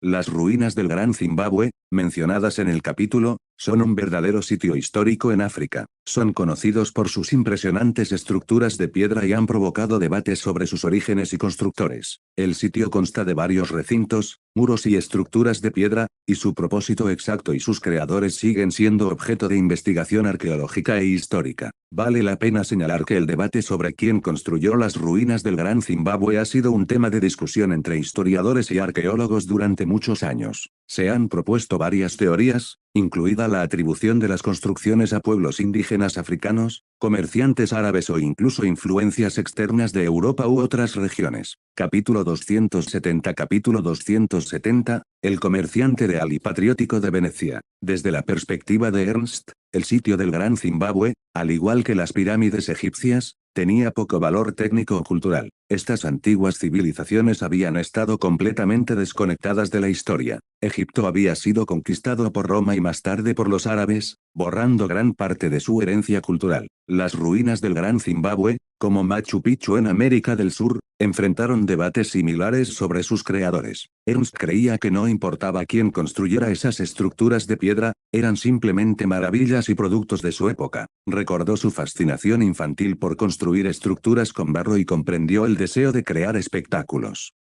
El avance del ejército de la Ruta Sur continuó hacia el río Limpopo, con poca interacción con los indígenas locales. Su objetivo principal era controlar la línea del río Limpopo y bloquear cualquier posible movimiento de los boers hacia el norte. Un regimiento de vanguardia del ejército de la Ruta Sur había derrotado recientemente a una tribu indígena. El oficial de Estado Mayor Linde explicó que su tarea era asegurar la línea del río Limpopo. Huber, el líder del grupo, cuestionó por qué el reino retuvo Mozambique cuando estaba rodeado por otras potencias coloniales como los británicos y los portugueses. Linde explicó que Mozambique tenía un propósito estratégico para el reino. Los británicos se habían enfrentado previamente con los portugueses por el sur de Mozambique, y los portugueses todavía tenían valor para el reino. Controlar Mozambique podría impedir que los británicos se aprovecharan de ello.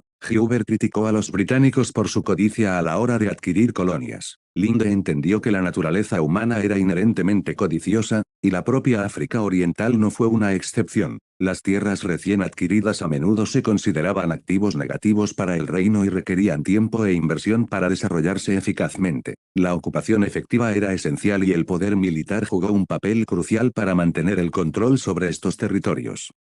En la región italiana, Venecia se mantuvo como un bastión contra la ofensiva del Imperio Austrohúngaro. Sin embargo, las tropas italianas estacionadas en la ciudad habían causado malestar entre la población local. León, en representación del Ayuntamiento de Venecia, expresó su preocupación al general Raffaele Cadorna por el comportamiento de los soldados en la ciudad. Pidió que se contuviera a los soldados, ya que habían creado problemas de seguridad pública y enfurecieron a los ciudadanos. Raffaele Cadorna aseguró a León que tomaría medidas para controlar la situación y restringir a los soldados. Sin embargo, advirtió que los ciudadanos deberían evitar salir, ya que el ejército se encuentra actualmente en un estado caótico debido a las recientes retiradas. El control militar era la mejor manera de mantener el orden por ahora. León preguntó sobre el impacto en las actividades comerciales dentro de la ciudad, y Raffaele Cadorna sugirió que el gobierno de la ciudad de Venecia gestione a los trabajadores y mantenga los servicios esenciales. León aceptó cooperar, reconociendo la necesidad de consolar a los ciudadanos durante estos tiempos difíciles. Sin que Raffaele Cadorna lo supiera, León no solo era un ciudadano preocupado, sino también el teniente de alcalde del Ayuntamiento de Venecia y un importante proveedor de productos de sal en Venecia. El gobierno veneciano mostró su voluntad de cooperar con el reino para resistir a los invasores austrohúngaros mientras enfrentaba los desafíos de mantener el orden durante tiempos de guerra. Capítulo 271 Capítulo 271, Selección del sitio de la nueva base naval. El ejército italiano, que ahora sumaba 250.000 soldados en el frente oriental, enfrentó una fuerte resistencia de Venecia, defendida por la fuerza de 80.000 hombres del gran duque Alberto. Se esperaba esta postura defensiva de Venecia, y la verdadera pregunta era si la armada austrohúngara podría abrir un nuevo campo de batalla. En el mar Adriático zarpó una formidable flota bajo el mando de Wilhelm von Tegersdorff, partiendo de Fiume, ahora Rijeka, Croacia. Wilhelm estaba decidido a recuperar la superioridad naval y demostrar el progreso de la armada austrohúngara. Wilhelm von Tegersdorff fue considerado un héroe después de la victoria en la batalla naval de Lissa. Le habían asignado la tarea de proteger la costa dálmata y supervisar el desarrollo de una base militar en la región. A diferencia de la historia, esta vez tuvo tiempo de mejorar y ampliar la base. En 1868, Wilhelm se convirtió en ministro de Marina del Imperio Austrohúngaro, miembro del Comité Militar y Barón. Inició reformas navales integrales, cerrando la brecha con la armada italiana y ampliando la flota. A pesar de encargar 2 nuevos buques de guerra, esos barcos todavía estaban en construcción en el astillero de Trieste y no podían participar en la batalla que se avecinaba. Como lo propuso la armada austrohúngara, su objetivo era demostrar su progreso a la armada italiana, que había sufrido recortes presupuestarios y carecía de mejoras. La armada italiana estaba planeando una expansión pero aún no había finalizado sus planes.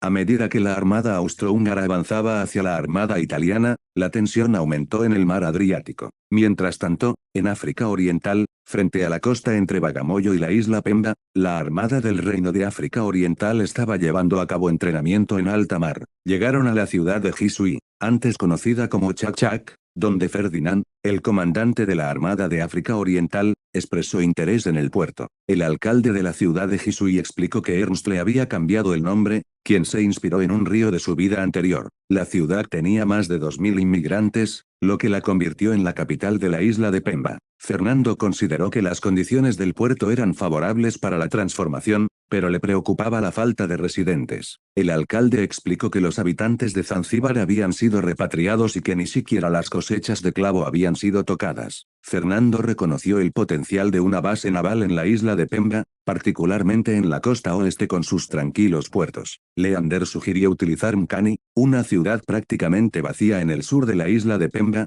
que contaba con toda la infraestructura y viviendas necesarias. Fernando estuvo de acuerdo y se eligió Mkani como ubicación para la segunda base naval de África Oriental. Capítulo 272 Capítulo 272, Batalla del Mar Adriático. Cuando la idea del archiduque Fernando de establecer una base naval en Mkani fue transmitida a Constantino, el proceso fue sencillo: transferir inmigrantes de Dar es Salaam a Mkani para revitalizar la ciudad abandonada. Constantino estuvo de acuerdo y rápidamente más de 2.000 inmigrantes fueron asignados a Mkani, convirtiéndola temporalmente en la ciudad más poblada de la isla de Pemba y el segundo puerto militar más grande de África Oriental. En el mar Adriático, la armada austrohúngara ya había librado una feroz batalla con la Marina Real Italiana. La batalla tuvo lugar cerca de la República de San Marino, en la península de los Apeninos, y desde la costa se oían los lejanos sonidos del fuego de artillería. A bordo de los barcos austrohúngaros, los soldados seguían con precisión las órdenes de su comandante mientras cargaban municiones y apuntaban sus cañones. La batalla naval estaba en marcha,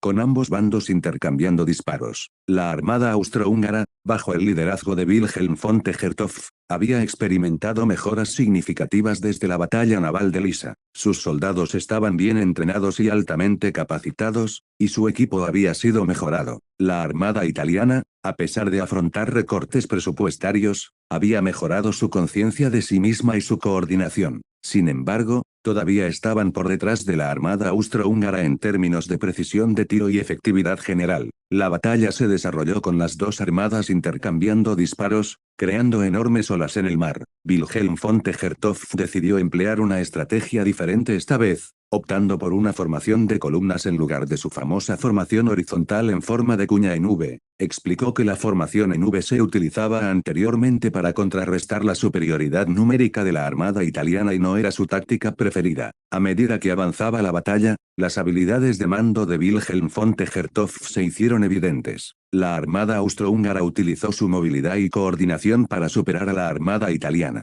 Se dividieron en tres columnas, flanqueando a la flota italiana. La armada italiana intentó adaptarse a la situación, pero las maniobras bien coordinadas de la armada austrohúngara se lo pusieron difícil. El comandante italiano reconoció la táctica austrohúngara pero no pudo responder a tiempo. La armada austrohúngara rodeó efectivamente a la flota italiana y se produjo una caótica batalla naval. Los barcos austrohúngaros, liderados por Wilhelm von Tegetthoff en el Lisa, avanzaron hacia el centro de la armada italiana. El comandante italiano, al darse cuenta de la terrible situación, consideró la rendición como la única opción para evitar la destrucción total. La batalla alcanzó un punto crítico cuando la armada italiana se enfrentaba a la aniquilación, y la rendición se convirtió en la elección del comandante para salvarse y escapar de la culpa cuando regresara a Italia. El destino del reino de Italia pendía de un hilo mientras continuaba la batalla naval. Capítulo 273. Mientras Fernando se preparaba para atacar, el acorazado italiano César hizo una bandera blanca, indicando su rendición.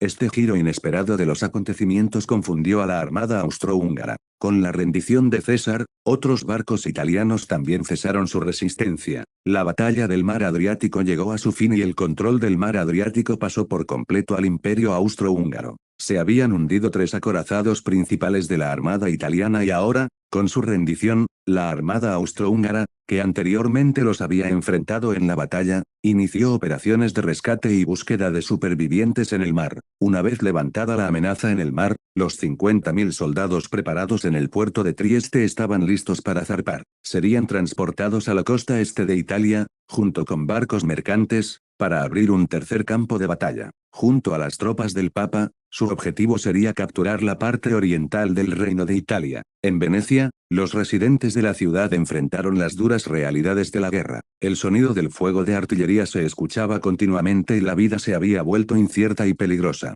Aros, un comerciante responsable de vender alimentos y artículos de primera necesidad, se enfrentó al descontento de los ciudadanos por el aumento de los precios de los bienes esenciales. Aros justificó el aumento de precios por la escasez de alimentos provocada por la guerra en curso. Los ciudadanos cuestionaron la justicia de los precios, en particular el mayor coste de una marca específica de harina, que era más barata antes de la guerra. Aros defendió los precios, citando la escasez de alimentos en el mercado y los riesgos que implica la adquisición de suministros. En realidad, Aros estaba aprovechando la situación para maximizar sus ganancias. Varias familias y empresas influyentes habían monopolizado el control sobre diferentes zonas de Venecia, restringiendo efectivamente la libertad de los residentes y beneficiándose de sus necesidades. Para desviar la culpa, estas poderosas figuras acusaron al general Raffaele Cadorna, comandante supremo del ejército italiano, de imponer la ley marcial y restringir el movimiento de los residentes. Afirmaron que los ciudadanos necesitaban pases emitidos por el gobierno para moverse libremente y que obtener estos pases requería un proceso de solicitud que requería mucho tiempo o un soborno monetario. Los ciudadanos insatisfechos no tuvieron más remedio que comprar pases o arriesgarse a ser castigados. A pesar de las quejas de los ciudadanos, estos culparon principalmente a las órdenes militares del general Raffaele Cadorna por su situación, mientras que las las élites de la ciudad se beneficiaron de la escasez provocada por la guerra. En Florencia, el ataque de la fuerza expedicionaria austrohúngara había sido repelido con la ayuda de murallas y refuerzos. Sin embargo, el reino de Italia estaba en crisis y la presencia de fuerzas enemigas cerca de la capital era una preocupación importante. El emperador Emanuel II se centró en fortalecer la defensa de Florencia, bajo la responsabilidad de los guardias fronterizos italo-franceses. Mientras tanto, la fuerza expedicionaria austrohúngara, dirigida por el teniente general Karl, causó estragos en el reino original de Cerdeña, que era la base ancestral de la familia real italiana. Destruyeron sistemáticamente ciudades y fábricas, causando una devastación generalizada. Italia no pudo contrarrestar eficazmente la fuerza expedicionaria austrohúngara, por temor a que pudiera ser una distracción del conflicto principal en Florencia. Capítulo 274, Primer contacto. Capítulo 274. El reino de Italia se encontró en crisis debido a la agresión del Imperio austrohúngaro, y Francia, aunque comprensiva, no pudo brindar una ayuda significativa. Sin embargo, en comparación con el gobierno italiano, la recién creada Tercera República Francesa mostró un sentido de audacia. El gobierno de defensa francés intentó negociaciones clandestinas con Prusia para mitigar el avance del movimiento revolucionario e incluso había iniciado conversaciones secretas con Bismarck. Bajo la creciente presión de los ciudadanos franceses, tomó medidas a regañadientes para reforzar las defensas de París. París ahora se extendía hacia territorio no reclamado, un área plagada de incertidumbre. Sudeste de Botsuana. La orilla opuesta del río es territorio Boer, declaró Jacob mientras contemplaba el río Limpopo que fluía suavemente. El destino de su expedición era el río Limpopo, que nace cerca de Johannesburgo, Sudáfrica. Tomó un camino sinuoso a través de la región de Botsuana hacia el noroeste antes de girar hacia el este y desembocar en el Océano Índico. El río se dividió en tres tramos. El afluente superior tenía una cantidad mínima de agua y, a menudo, se secaba. Su objetivo no era Mozambique en la zona inferior. En cambio, el Reino de África Oriental pretendía establecer su presencia en el tramo medio y superior del río, utilizando el Limpopo como límite geográfico natural. Efectivamente, el Reino de África Oriental había separado a Botsuana y Zimbabue de las fuerzas Boer que se encontraban a lo largo de las orillas del Limpopo. Sí, aunque la mayoría de las granjas de los Boer están situadas en tierras áridas, cubren una vasta extensión. Si no fuera porque el río Limpopo actúa como barrera natural, podrían haberse expandido aún más en esta región, comentó Staffboer.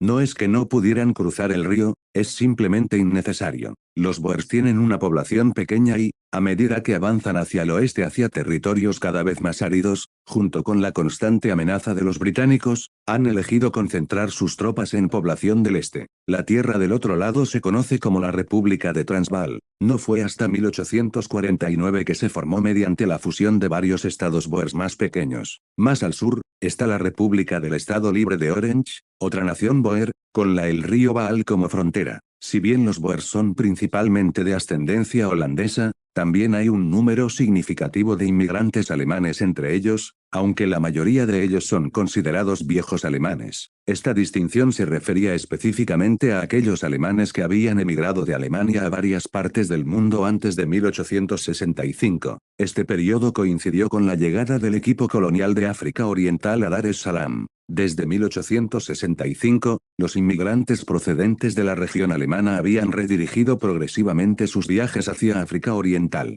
Como resultado, hoy en día, más del 80% de los inmigrantes alemanes terminaron convirtiéndose en africanos orientales cada año. Esta distinción era importante porque África Oriental estaba influenciada predominantemente por la cultura alemana, mientras que los alemanes que emigraron al extranjero antes de 1865 normalmente se establecieron en regiones no alemanas. En consecuencia, los agentes de inteligencia de África Oriental en la República de Transvaal y la República del Estado Libre de Orange recopilaron información principalmente de sus compatriotas alemanes. Los Boers no se dieron cuenta de esto. Si alguna vez intentaron adquirir información de inteligencia del este de África, sus opciones se limitaron gravemente a los dos puertos libres de Dar es Salaam y Mombasa. Además, ninguna de las repúblicas Boer tenía acceso al mar. Mientras Jacob y Boer continuaban su discusión, un grupo de individuos emergió repentinamente en la orilla opuesta del río. ¿Estás seguro de que son alemanes del otro lado?, preguntó Vincent a sus subordinados. Sí, su vestimenta se parece mucho a la del ejército prusiano, con solo pequeñas diferencias en la forma de la cabeza. Habiendo servido en el ejército prusiano, Puedo verlo a 1 kilómetro de distancia, respondió Burghausen. Esto es muy improbable. ¿Está sugiriendo que el ejército prusiano ha aparecido en África o en nuestro interior occidental? Han subido a los cielos. Vincent, un auténtico boer, había vivido en Sudáfrica desde niño. La mayor parte de su conocimiento de Europa lo obtuvo de las historias contadas por sus padres o de las noticias transmitidas por los nuevos inmigrantes. Burghausen, por otra parte, era un inmigrante prusiano de la región alemana que había venido a vivir a la granja del padre de Vincent 10 años antes. Los africanos orientales lo reconocieron como un viejo alemán. Su llegada coincidió con el desembarco del equipo colonial de África Oriental en Dar es Salaam en 1865. A pesar de recibir una educación básica y haber visto un mapamundi durante su juventud, Burghausen desconocía la existencia de África Oriental, ya que no estaba incluida en los mapas de esa época. Continuará. Capítulo 275, Límite Sur. Capítulo 275. Al escuchar el relato de Burghausen, Vincent no pudo evitar calmarse. En retrospectiva, se dio cuenta de que había sido un error no considerar la tierra en la orilla opuesta del río como parte de su propia granja. Podría haberse expandido allí una vez que su granja tuviera suficiente mano de obra. Pero ahora, el llamado Reino de África Oriental había explotado ese descuido. En cuanto a los pueblos indígenas como los Khoisan que residen en la orilla occidental del río Limpopo, no se los consideraba pueblos en la República de Transvaal. La mayor parte de la fuerza laboral en las granjas Boer estaba formada por esclavos negros. Si bien los esclavos también fueron utilizados en África Oriental, allí no existía la categoría de pueblo indígena. Los documentos oficiales de África Oriental se referían a los trabajadores indígenas como individuos de nacionalidad desconocida, lo que refleja el hecho de que muchos nativos africanos no se identificaban con un país en particular sino más bien con sus tribus. El uso de esclavos difería entre África Oriental y la República de Transvaal. En África Oriental, la gente común todavía tenía que trabajar para ganarse la vida, pero los Boers adoptaron un enfoque diferente. Como tenían esclavos para cultivar la tierra, no necesitaban cultivar ellos mismos. Esto también se aplica a la granja de Vincent. Los terratenientes blancos tenían la ventaja y podían ejercer control sobre los esclavos cuando fuera necesario. Bueno, Burghausen, parece que estos alemanes del otro lado no están aquí para atacar a la República de Transvaal, comentó Vincent, aliviado después de dar un paso atrás. Bueno, jefe, es difícil decirlo, pero según ellos, mientras no crucemos la frontera, es decir, mientras no crucemos el río, no representarán una amenaza para nosotros a nosotros. En ese caso, estamos bien. Vincent exhaló un suspiro de alivio. La principal preocupación de Vincent había sido que estos alemanes, al igual que los británicos, pretendían eliminar a los Boers. De hecho, los Boers desconfiaban bastante de Gran Bretaña en ese momento. Huyeron de la colonia del Cabo y cruzaron el río Orange y las montañas de Drakensberg para restablecer su nación. En 1834, los británicos habían promulgado regulaciones en Ciudad del Cabo para abolir la esclavitud, lo que tuvo un profundo impacto en los Boers, que dependían en gran medida de la economía agrícola basada en la esclavitud. Para escapar de las políticas opresivas de los británicos, los Boers abandonaron la colonia del Cabo y emigraron al interior de Sudáfrica. Esta migración fue la que permitió a los Boers penetrar en el interior africano, aunque llegaron más tarde que los portugueses a Mozambique. Básicamente, se vieron obligados a abandonar la colonia del Cabo debido a las políticas británicas. Los británicos no habían usado la fuerza, en cambio, habían obligado a los Boers a abandonar voluntariamente la colonia del Cabo. Posteriormente, en la batalla de Bronkhorst-Spruit, los británicos perdieron 77 de 247 soldados, con 157 heridos, mientras que los milicianos Boer solo sufrieron 2 muertos y 4 heridos. Esta batalla reveló la vulnerabilidad de los colonos británicos y animó a los Boers a enfrentarse directamente a los británicos, lo que finalmente condujo a la Segunda Guerra Boer. Para ser honesto, si el Reino de África Oriental no hubiera recibido este nombre sino que hubiera sido una colonia del Imperio Austrohúngaro, los Boers habrían tenido el mismo miedo.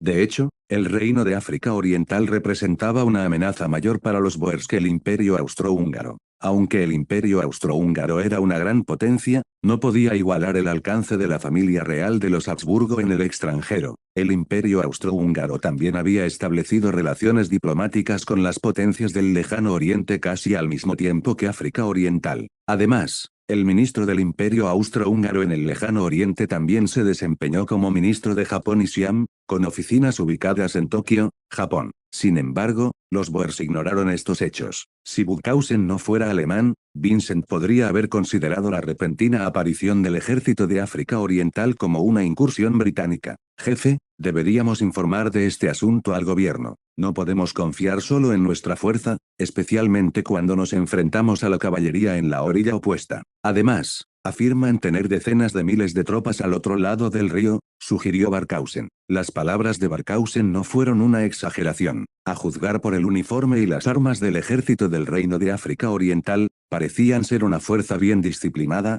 casi como un ejército permanente. Por el contrario, el ejército permanente de la República de Transvaal contaba solo con unos pocos miles. Por supuesto, los datos no eran tan sencillos. Si bien los Boers tenían un pequeño ejército permanente, los ciudadanos comunes y corrientes estaban armados. Por ejemplo, en la granja de Vincent, todos los varones blancos adultos recibieron armas de fuego. Estos fueron la fuente de la milicia durante los conflictos. En cuanto a la eficacia de estas milicias, los británicos ya habían dado una respuesta. Por eso también Ernst no tenía intención de atacar a los Boers. Si los Boers se involucraran en una guerra de guerrillas con África Oriental, no obtendrían el control del territorio sudafricano e incluso podrían perturbar el control de África Oriental sobre Zimbabue y Botsuana. La República de Transvaal era enorme, con una población escasa y todos los Boers tenían caballos. En un lapso corto, aparentemente podrían desaparecer. Por lo tanto, cualquier intento de conquistar a los Boers requeriría enviar un gran número de inmigrantes armados, no un ejército convencional. Cada asentamiento de inmigrantes invadiría el espacio vital de los Boers, resolviendo en última instancia el problema de los Boers. En cuanto a los 450.000 soldados desplegados por los británicos durante la Segunda Guerra Boer, si bien el número excedía con creces a las fuerzas Boers, esas tropas participaron en un prolongado juego del gato y el ratón con los Boers en el interior de Sudáfrica. El coste de mantener semejante fuerza era astronómico, algo que los británicos podían permitirse. Tienes razón. Si nos hemos encontrado con el ejército del Reino de África Oriental aquí, debe haber más en el norte. Entonces, esas decenas de miles de tropas que mencionaron podrían ser una realidad, analizó Vincent. El río Limpopo se extendía a lo largo de 1000 kilómetros. Excluyendo la colonia portuguesa, quedaban entre 600 y 700 kilómetros de río al norte. Si el Reino de África Oriental hubiera desplegado defensas a lo largo del río Limpopo, probablemente habría estacionado más tropas en la región norte, ya que ya estaban bastante cerca de la fuente del río. Poco después, Vincent informó al gobierno de la aparición del ejército de África Oriental en la orilla occidental del río Crocodile, río Limpopo. No estaba solo, otros terratenientes Boer cuyas granjas bordeaban el río Limpopo también denunciaron esta fuerza desconocida a la República de Transvaal. La República de Transvaal no tuvo más remedio que analizar esta nueva fuerza basándose en la información limitada proporcionada por los informes. La conclusión fue bastante sombría y la República de Transvaal no la tomó a la ligera. La guarnición del río Limpopo en África Oriental estaba prácticamente completa. Más de 15.000 soldados estaban estacionados a lo largo del río, y 10.000 soldados adicionales custodiaban la frontera con Mozambique. África Oriental había utilizado efectivamente su ejército para bloquear cualquier posible expansión de los portugueses y los Boers hacia el interior africano. La única salida para estos dos grupos era declarar la guerra al Reino de África Oriental. Era incierto si realmente harían la guerra contra África Oriental, especialmente en el caso de Mozambique, que no tenía una frontera geográfica claramente definida con África Oriental. El potencial de conflicto entre los dos. Saludos, soy Canon Audio Novelas, gracias por haber escuchado la novela, espero les haya gustado, si gustan pueden apoyarme en Patreon, el link estará en la descripción del video, hasta volverlos a leer me despido.